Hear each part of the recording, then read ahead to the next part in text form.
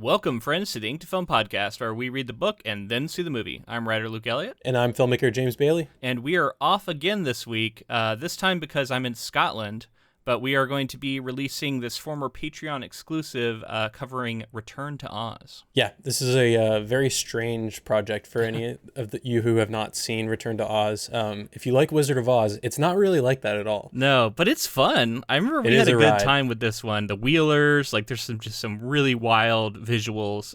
This was a cool one to cover, so I hope you'll check this one out. So the reason we are releasing this Patreon exclusive is I'm going to be in Scotland after Worldcon, so won't be back in time to record. But yeah, hopefully having a good time over there, enjoying Scotland. I love Scotch, so I'm excited to check out some of the distilleries. Lots of fun stuff over there. Yeah, it sounds like it's going to be an amazing trip, man. Enjoy that. You'll have to give me some pointers because I'm definitely doing that trip at some point. Yeah, so you can look forward to our Silo coverage starting next week. We'll be back with the show. I was really enjoying the book, so I'm sure it'll be a lot of fun to get into the show. But until then, enjoy this previous Patreon exclusive. We decided that we're going back to Oz. We're returning to Oz, if you will. Return to Oz. Walter Murch's 1985 film, which I had never seen. Me either. Yeah. I'd heard about it. I talked about it in I think the first episode we did, and I said there's this wild, bizarro film. And then after recording, I remember thinking I probably oversold how weird that movie is going to be because I've never seen it. I was just going off of reputation, and right. Maybe it was exaggerated. But I'm here to say this movie's pretty freaking wild. It's pretty weird. I walk away shocked that I haven't seen this movie before, and I actually kind of fucking loved how weird it was. Okay, I wanted to say, I was going to start off, I'm am I crazy for thinking this movie is actually pretty good? It's not great, but it's pretty good. It's fun. It's got enough weirdness too to where so I'm weird. And that's compelling to me. And I love that it goes there with some just wild elements that I don't know, it's bold. It's bold. These to wheelie try it. people, the Wheelers or whatever. Man. That was a fucking choice. They're really scary for a kids movie. There's a lot of really dark stuff. The helmet down. Yeah. That face. I was like, holy shit, these are horrifying. And then they pop up and they have real and then faces. The laughing they're doing the whole time. Oh, it's terrifying. Well, not and I guess we're just kind of gonna hop around. That's how we do on these bonus episodes. But I guess are we gonna just spoil the movie? I don't know. Or do we want to talk about it spoiler free for a minute here first? Yeah, let's just talk about what we liked, what we didn't, how we think it compares to the original, and what connective tissue is there. Yeah, it starts off in a similar kind of setup, but it goes to a pretty dark place too, and that's where I first started thinking this is it's wild that it's doing this. She basically gets sent to this doctor's house, and then she's left overnight, Dorothy. And then, okay, here's the other thing. Dorothy is super young, so this is a lot more in line with the age she is in the book. And sure enough, a lot of details are more similar to the book. Right. I was almost surprised when there were still ruby slippers and not silver slippers because of how much other stuff aligned with the book. And at the end, it does say adapted from Land of Oz and Ozma of Oz. So two different books from L. Frank Baum. I read that's his second and third Oz book. Okay, interesting. So it kind of blends together two different books. We didn't read them, but it's cool to hear that. And it does feel more in line with the book version of Dorothy, book version of Oz. It's set in 1900, which would be book accurate. That's around when the book was written, at least. So earlier, it seems like, than the other film. So it exists in this weird place of kind of being a sequel to the movie, but being much more in line with the book. And that's one of the things that I think is almost holding it back, because it's still trying to be a sequel to the original film, and it kind of doesn't work as a sequel to the original film. So from what I understand, that he led off not really wanting it to be a sequel to the film, but then studio input turned it into we need to bank off the success of this other one. But interestingly, this is a Disney film. Yep. That is it's on Disney Plus. That's where I watched it. Yeah, and there were ways that Disney had to pay MGM. I think that in order to use the ruby slippers, they had to pay MGM for the rights. Yeah, why not just go silver slippers? I mean, at this point, you're already going away from so much of the film, just go all the way. I don't know. It's weird. It's the same thing. I mean, it's almost apples and oranges, but there's a slight comparison here in Flanagan's version of Dr. Sleep, where he was trying to make an adaptation of the book, which itself is a sequel to the original Shining novel, and yet he's also trying to make a sequel to the Shining film.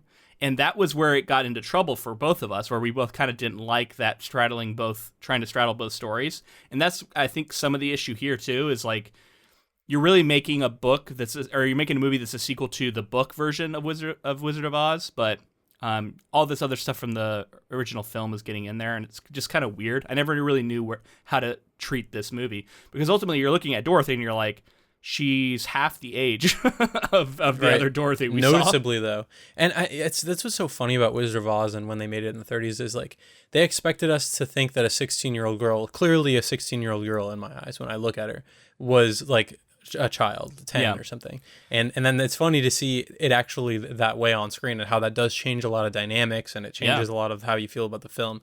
But I wanted to just mention, while we're talking about The Marvelous Land of Oz, the elements from that book that made it into this film are Jack Pumpkinhead, the witch Mombi and her powder of life, the conquest of the Emerald City, the escape by a flying sofa, and the search for Princess Ozma. And then from the third book, Ozma of Oz, comes the return of Dorothy. So apparently Dorothy wasn't even in the second book. Oh, wow. The talking chicken Billina, the Wheelers, the discovery of TikTok, which is... What does that mean? A princess with interchangeable heads, and the introduction of the Gnome King and the Ornament Room. Yeah, man. All right, so there's so many different things I want to talk about with all of this. This is a fun movie. Like, we've laid out a lot of the different pieces, so we're gonna start getting into like more spoiler territory now. But I just want to react to it as it was introduced. So like, Billina was kind of the first, maybe even before that. Like, she goes into this house, right? Well, you're saying house, and I thought it was more of like an asylum. It is. It's revealed to be more of an asylum, but it seemed to just be like a big house when she first went there. Yeah. But then it's kind of revealed to be more of an asylum, or maybe it's like a combination of both. And there's the doctor and his wife is definitely giving off Wicked Witch vibes, but the doctor is also very creepy, and he's got this like electric machine. He says it has a face. And all this stuff. Oh god, dude! And then this is so scary. It gets really scary because if I saw this as a kid, her parent leaves and everything seems fine. And then as soon as the parent leaves, like, Wicked Witch Lady takes her to like a cell basically that's like barren and kind of dirty, and she's like told she has to stay there. And she's hearing like screaming from down the halls, and then like there's these like rickety carts being pushed around like gurneys, and there's these like very like grim helper guys who don't give a shit about her clearly, and it's all setting up this like, once again they're doing this blend of like, some of this stuff could explain what happens later in the movie. My wife watched a little bit of this movie with me, and she pointed out that the Wheelers sound a lot like the guys in the sanitarium who were pushing around the gurneys. Like, it has a similar sound to the wheels. So you can again start to read this as maybe like Dorothy's insane, or out of her mind. And that is one way you can read this film, is like there's a lot of parallels that line up with. Yeah. Okay, so is all of Oz then, even the first Oz film, is all the adventures that she's gone on, have they all just been some the delusions of a child? Right. Well, because we talked about how the movie really lands hard on the "it was all a dream" ending. And yeah, I was interested to see how much that was coming into play here, because this whole movie could still be viewed as some sort of hallucination, because she's hooked up to the machine and they're basically going to do electroshock therapy on her. Yeah. This is dark. Like, I got to reiterate, the lighting, the shot design, the way that this turns into a horror movie for a little while. It's like, I can't even imagine if I saw this as a kid how much it would have scarred me for the original Oz. And because I can't believe I haven't seen it to this point, because it really is this, like, I don't know, pretty serviceable sequel in ways that I wouldn't have expected.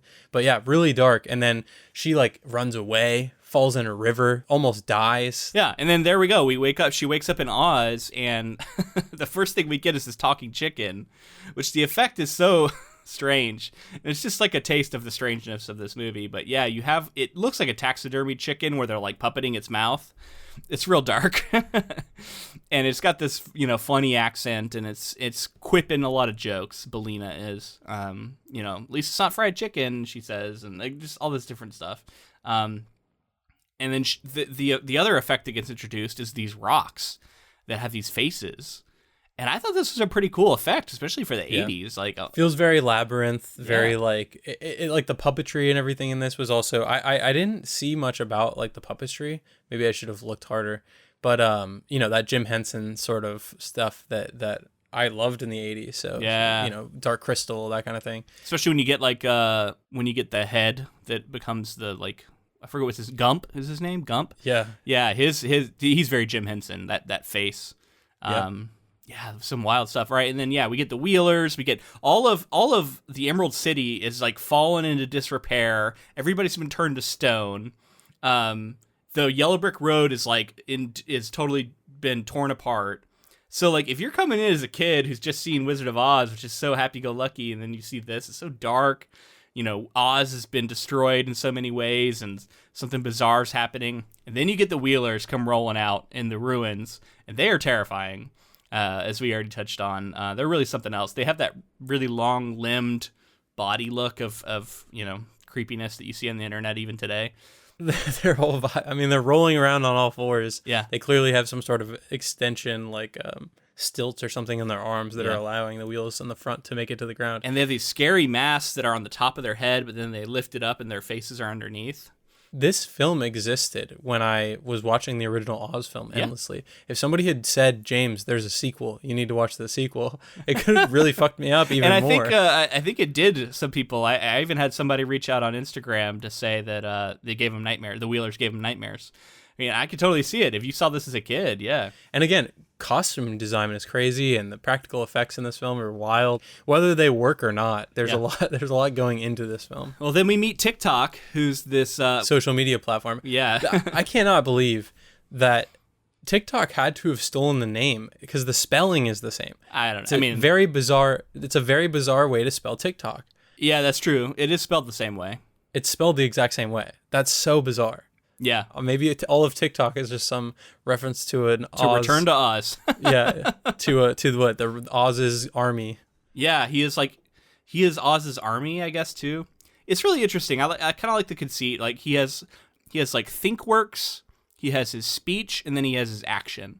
And you have to spin up all three, and then they run down independently. And so he'll have like one run out at different times, and we see how that affects him. Depending on like the usage, how much he's using it and stuff like that. I thought it was fun. Like it was pretty fun. Expendable resource of a character. Yeah. And then obviously a kind of a callback to like the Scarecrow without brains. Yeah. And the Tin Man obviously being a metal character, like blending of that. Yeah.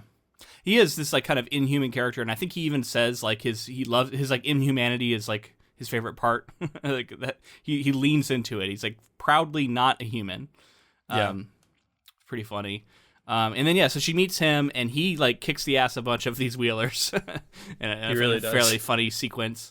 And then she goes and meets the Princess Mombi, right? That whole sequence is pretty horrific too. It's basically this torso who can change her heads out. And she has like this hall full of all these heads, and she's swapping them in and out. And then we hear there's an original head. That whole part was so cool. And like in number 31 is the original head. Yeah. And so then she also meets Jack Pumpkinhead, which is very Nightmare Before Christmas too. Tim Burton confirmed that actually. Did he really? There was inspiration taken from Jack Pumpkinhead for Jack Skellington. Yeah. Wow. From Return to Oz, huh? Yep. That's so cool. The way that this is tied into a lot of... let me talk about the filmmaker while we're stopped here for a second. Walter Scott Murch is an American film editor first, director, writer, and sound designer. He was a classmate of George Lucas and worked on THX 1138, which was Lucas's first film, and American Graffiti, which was just before Star Wars. Not long after meeting Lucas, Murch met Francis Ford Coppola and mixed sound for The Godfather and The Godfather Part 2, and did sound and editing for The Conversation and Apocalypse Now. Wow. For his work on Apocalypse Now, Murch won the Academy Award for Best Sound and was the first person credited as a, quote, sound designer. He won the Academy Award for Best Sound Mixing and Academy Award for Best Editing for Anthony Minghella, The English Patient, and edited Minghella's The Talented Mr. Ripley and Cold Mountain. Roger Ebert called Murch the most respected film editor and sound designer in the modern cinema. In 1998, he re-edited Orson Welles' Touch of Evil according to the specifications Welles made in his memo to Universal, that's really cool. Interesting. Man, those are some huge movies. Huge names, right? Orson Welles, the fact that he wanted this specific cut and the studio messed it all up and then he went back and cut it. Wow. He was also involved in the editing of Apocalypse Now Redux, which again, same kind of thing. Wow. And then he makes this movie. He makes this movie. So and it's not bad. Like I never want it to come across as like we're shitting on the movie, because like it's really weird. Some of it doesn't work. And it's kind of like this weird place where it's aimed at a young audience, but a lot of the appeal, I think, is for older audience, in that it's so dark and bizarre. Whereas that's just going to freak kids out. So it doesn't have like a happy medium. Maybe there is a happy medium age. I don't know. It's still a pretty good movie. Like overall, I had a pretty good time with it. I thought it was going to be a real drag, but like I will say the runtime felt a little long. But like other than that, like I had a pretty good time watching it. I mean, I honestly walk away enjoying this film. I'm like, now that I know that it exists and that I've seen it, I will definitely talk to people about it. I'll be referencing it because it's so memorable. And in all my research in this film, I'm realizing that Disney is the reason this film didn't do well, partially because they kept cutting things and they tried to take him off the film. I have a bunch of stuff I'm going to read about that, but they tried to take him off the film. He had a very deliberate shooting pace and they felt it was too slow and they weren't happy with what they were getting, so they took him off. But before we get there, I just wanted to note Walter Murch is the author of a popular book on film editing, In the Blink of an Eye, which I have a copy of that sits on my bookshelf. Yeah. For the audio medium, he is showing me the copy of his See the book. name here, Walter Murch. Yeah, Walter Murch. Wow, so you did not know that, did you? I did not know that he made this film, and I just had this on my shelf already. And it's a great book on editing if you're ever interested. I think it's one of probably the top 5, most well-respected sort of reads for a would-be editor. It's incredibly good. It's called In the Blink of an Eye again. So it's crazy that someone like this that's worked on all of these films went to direct this, and actually, so I was talking about he was fired off of this film a week into production due to budget concerns. The studio found dailies lacking and Murch's slow shooting pace disheartening. Murch contacted friends Francis Ford Coppola, Steven Spielberg, and George Lucas for help, and all 3 directors lobbied Disney to rehire Murch. Lucas even offered to take over directing himself should Murch fall behind schedule. Murch finished the film on schedule, though while in post-production, studio management changed. The new executives had little faith in the movie and doomed it with limited promotion and a short theatrical run. Yeah. I was wondering why I never heard of this movie. It seems like it's got this niche following, and I remember people talking about it, but I was like, man, I never heard of a Return to Oz film. What is that?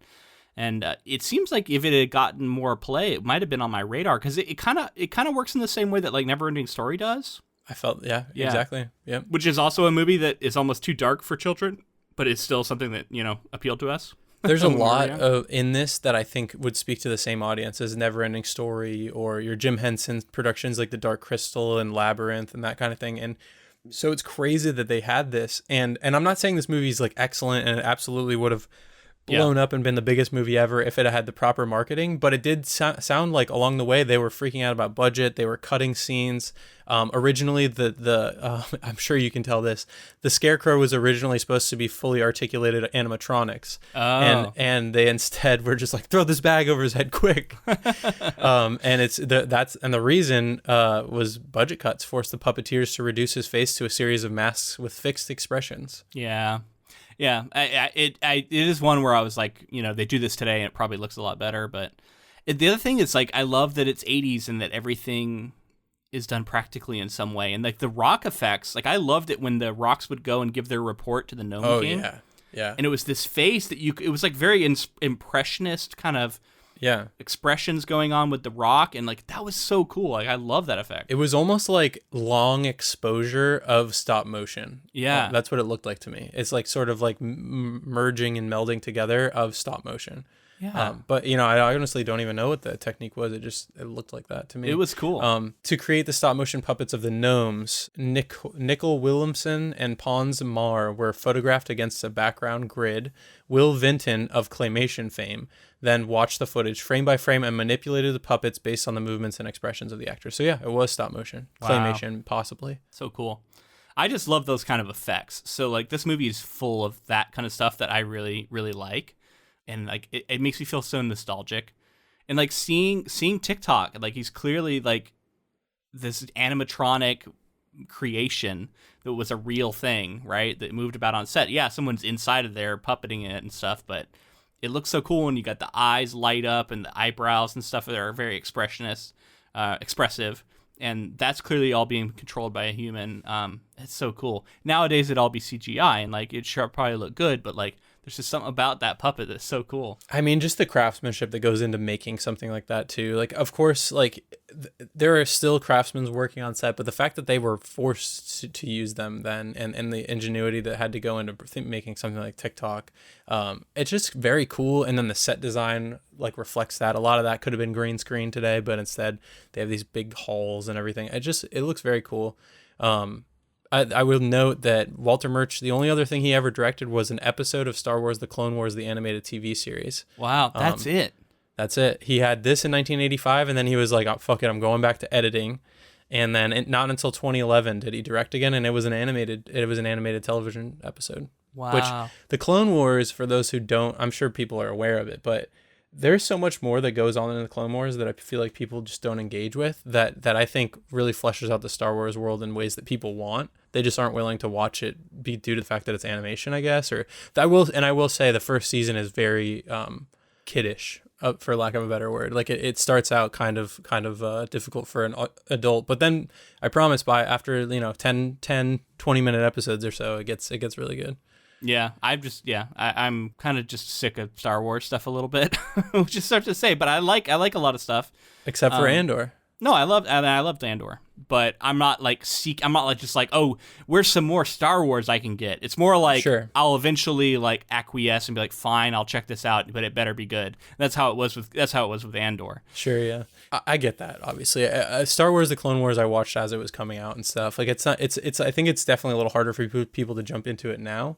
But yeah, it's just. I guess my point is just that like something good exists out there, and instead we're getting like the Boba Fett show, and people are like, Star Wars sucks, and I'm like, well, there's other stuff out there. Well, let's get back to Return to Oz, since that's the topic at hand.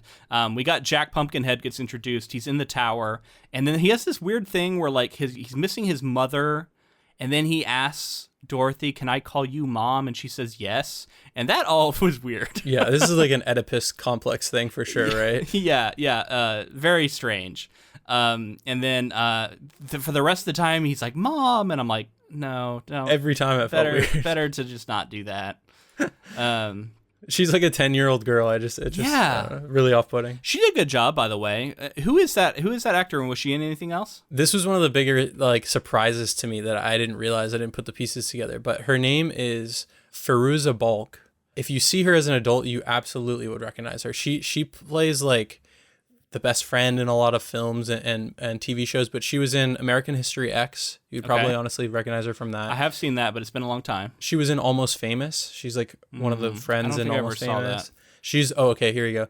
She's the girlfriend of the Waterboy in the movie The Waterboy. Oh, another movie I haven't seen in probably 15 years. So just The Island of Dr. Moreau she was in. Okay. The new version of that?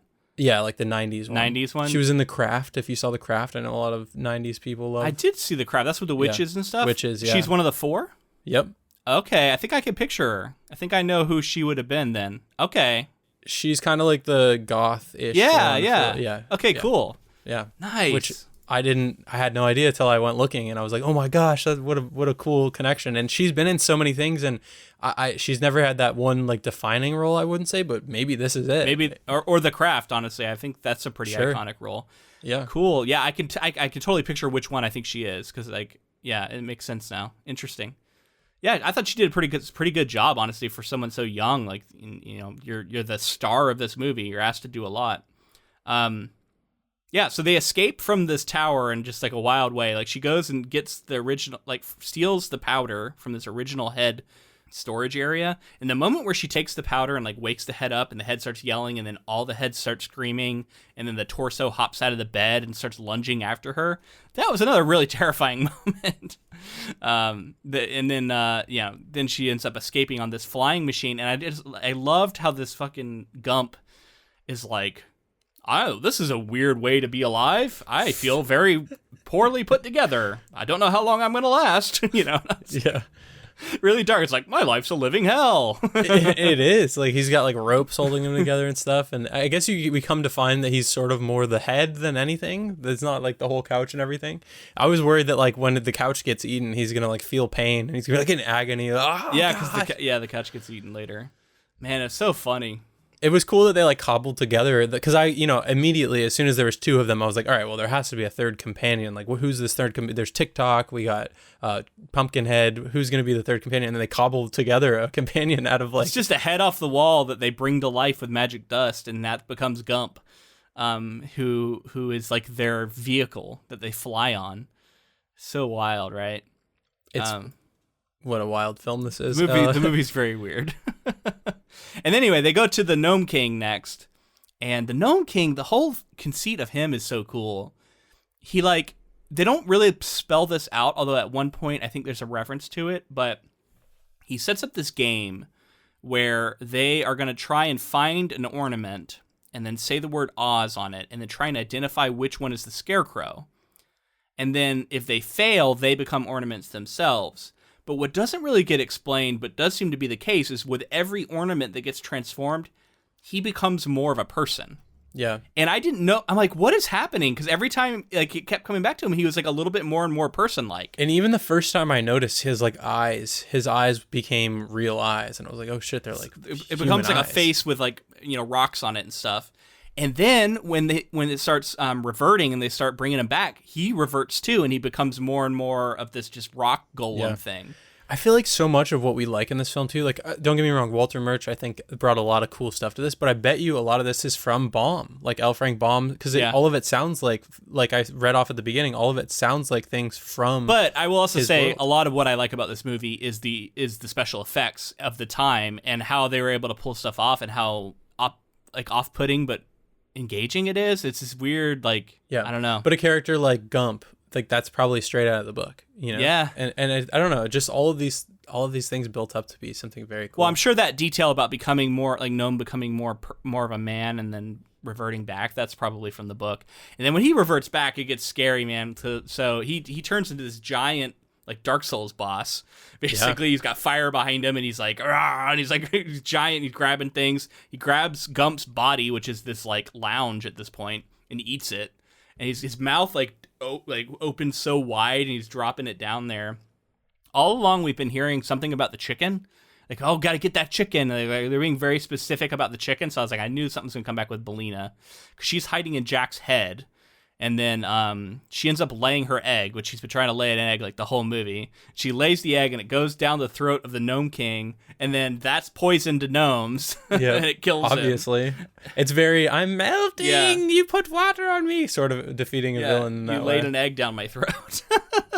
That'll do it. That'll kill a gnome every time. This movie, man, is so wild. I love that also there's a moment where Gnome reveals that he's wearing the ruby slippers. It looks so funny. They're like giant. That was really cool. I actually love that. Yeah. That's such a cool, funny detail. Yeah, he's like, check these out. He's like rocking them. He's like, they're very powerful, I might say. Yeah. And then his feet like sort of disappear back behind like a fleshy like rock wall. Yeah. It was so weird. All right. So Fairuza Balk, by the way, who plays Dorothy, was one of 10,000 girls worldwide who applied to audition. And she was like the second youngest that applied and actually got it. Wow, good for her. Basically, the movie ends with her using the ruby slippers to wish, because she finds Scarecrow and turns him back from being an ornament into he's like a big emerald basically. She turns him back into the Scarecrow, and he looks wild, by the way. Whole different take on the Scarecrow. I couldn't even handle it. That was the broke my. If anything was breaking my immersion, it was this weird. They were like, "Here's the Scarecrow, by the way. Remember what he looked like in the first movie?" And this time, it's just a guy with a bag over his head that has like a smiley face on it. It's just a very different vibe. It was very different. And I mean, to point to that too. Apparently, all three of the original companions were going to have larger roles in the film, but due to budget cuts, they cut that part. So of the story. Cowardly Lion gets brought back. He was and is actually a lion, stone, and much more like what we read in the book. But they still gave him kind of a funny animatronic face at one point. Yeah, I think he has like one line in the entire movie. If anybody got the short end of the stick, it was the Tin Man. Tin Man, because she doesn't even say goodbye. Yeah. On the way out, she doesn't turn. She says bye to the Cowardly Lion, bye to the Scarecrow, bye to all her new companions, bye to her mirror image self or whatever that's supposed to be, Ozma. Ozma, yeah. And then just is like fuck you to the Tin Man and dips out. Yeah, and the Tin Man's design is just like so like hokey. So the design looks more like how it did in the illustrations for the book. How it was described, yeah. Yeah. Oh, the illustrations in the book. The illustrations for the book. That's how he looked in the illustrations, yeah. Cool. So they definitely evoked that. But yeah, you're right. I mean, you almost wouldn't believe that they were like friends or anything because she barely talks to him. I'm sure that was all cut. But anyway, she just wishes with these ruby slippers to restore an entire city and all of the people in it back to life, and it does it. So apparently these ruby slippers are really fucking powerful. We don't realize how powerful we never they are. realized it, yeah. Yeah. All along, you could just do anything. It's like the wish granter. Yeah. I mean, she brings, like, how many people back to life? Like, that's pretty wild. An entire city. Puts an entire city back to normal, yeah. And then she restores, like, basically restores all of Oz. And then, she goes back home, right? And I was thinking like, oh, we're gonna do the No Place Like Home thing again, because I was thinking like this movie like shows my point, which is like you're gonna be bored and you're gonna hate it in Kansas and you're gonna want to go back, and that's basically the premise of this movie already. But then they do twist it a little bit here because she has the option to go back whenever she wants. Now it seems like she can like talk to Ozma through the glass, but she has to keep her a secret, and so they also keep alive this whole idea of like maybe this is actually mental illness, and this is a hallucination that she just has to like live with now, because she gets found. She's like out in the woods, like after she escaped, and was it Uncle Henry or whatever finds her, and man, it's so interesting, right? Like they go back and like I loved the cabin. I don't know if you saw at the start, like it was like the way it was half built, it was like half finished, and then it goes and like turns into like literally just like boards on the other side, like the skeleton of a house. And I'm like, that's not how you would have to a house. I'm like, there's no way you would do that and like put shingles on like half the roof and like you completely finish 1/10 at a time. So you just like you're like, all right, I'm gonna do this strip and then I'm gonna do this strip, and you add in all the electrical, the plumbing, everything all at the same time. Like a livable half of the house, and then the other half is just completely like barely started. I did find out that there is an hour-long animated TV production called Return to Oz from Rankin Bass. Oh wow. Yeah. So that's another possible thing we could check out at some point. Yeah. So revisit Rankin Bass, revisit Oz. Like, I mean, I think a Rankin Bass Oz could be really wild. It could be really wild, yeah. And apparently the story is completely different. So I bet. But yeah, I mean, she's back, and I guess it's like a little bit different because it feels like she can go back to Oz whenever she wants now, which is like I like that better. Like as far instead of the where we ended the Wizard of Oz, where she's kind of locked out now, and it was like all just a dream. I think it lends more to like modern fantasy perspectives too. Like that's like I think that feels more in line with like what the kids want to see is like, oh, that we can return to this magical world. Yeah. And I do love that he didn't have to like introduce this whole concept of like it could all just be mental illness, but he did, and it's kind of interesting, right? Because there's a lot of the forms she sees. Like you could say that TikTok came from the electric machine. There's the pumpkin. Literally, she gets shown a jack-o'-lantern at one point, and so like that could be Jack Pumpkinhead.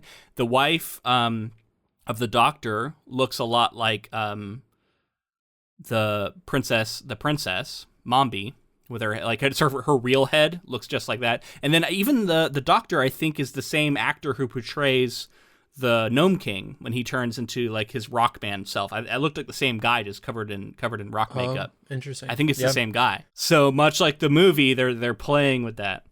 if we take this as a connection to the original film too, she turns around and points, you were there and you were there and you were there. She brings real people into her fantasy world that supposedly exists. Right. So that's kind of, if we take that and then think about this asylum stuff and the fact that maybe there's a mental illness going on here, like it starts to add a lot of weight to it when you think like she saw a pumpkin, she saw this TikTok thing, you know what I mean? Like it's starting to get kind of this movie does a good job of putting us at like the razor's edge of like, where are we going with this? Yeah, it's wild. And I guess you could argue like, what if the two worlds are like exist parallel to each other and they just have characters and similar roles, but like that's how they appear in this reality kind of thing. So you could find other ways to explain it. It's a multiverse situation where there's like another world and all the people still exist, but they're slightly different. Like the Wicked Witch appears as the neighbor, in the first movie, but she exists as the Wicked Witch in this alternate reality. Sure. And let's get into multiverse stuff. Yeah. Frank Baum. Maybe he did. I mean, he wrote a lot of books. Yeah. So with a film like this, you're adapting something that's already been adapted. It's a sequel film, but also like writing into the new material that Baum had. But Kansas was no longer sepia, and you didn't do one of the most famous things from The Wizard of Oz is the color shift. Like, why not do it? But again, like it felt like the movie was simultaneously going, we're not a sequel to the movie, we're a sequel to the book. Yeah. But then the biggest Ruby Slippers is the thing that goes against that. Like you can't have ruby slippers, you have to have silver slippers. I don't know. I guarantee that was something that the studio wanted. They're like, gotta have the ruby slippers. We'll probably put that in the trailer or something. Yep. Yeah. Well, I mean, what a wild time this was. Yeah, that was a fun watch. This exists. This is one of the recent bonus episodes that we've done as far as covering material. Yeah. This was one of the better ones because I feel like some of the time the sequels are kind of a step down. This was pretty fun, and it was so different. Like this feels nothing like the other movie.